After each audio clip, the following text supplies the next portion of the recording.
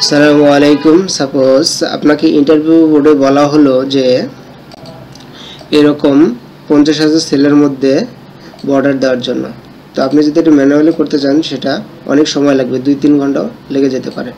তো চলুন আমরা এখন দেখব কিভাবে আমরা 50,000 সেলের মধ্যে কয়েক সেকেন্ডের মধ্যে 50,000 সেলের মধ্যে আমরা বর্ডার দিতে পারি। তো এটা করার জন্য আমরা প্রথমে অ্যাড্রেস বারে যাব। অ্যাড্রেস বারে যেয়ে আমরা যে পর্যন্ত রো নিব আমরা সে পর্যন্ত রোটা সিলেক্ট করব। সাপোজ আমি ডি পর্যন্ত নিলাম, অর্থাৎ 4টা রো নিলাম, 4টা রো নিলাম, এখানে ডি পর্যন্ত নেই, ডি, এরপরে দেব 50,000।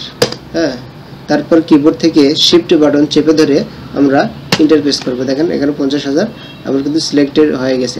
আমি এখন এখান থেকে সুন্দরভাবে এটা বর্ডার দিতে পারবো। দেখেন 50,000 সেলের মধ্যে বর্ডার হয়ে গেছে মাত্র কয়েক ক্লিকেই, কয়েক সেকেন্ডের মধ্যে।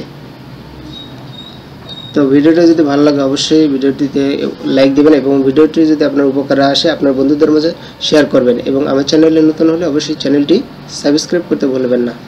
ভালো থাকবেন, আল্লাহ হাফেজ।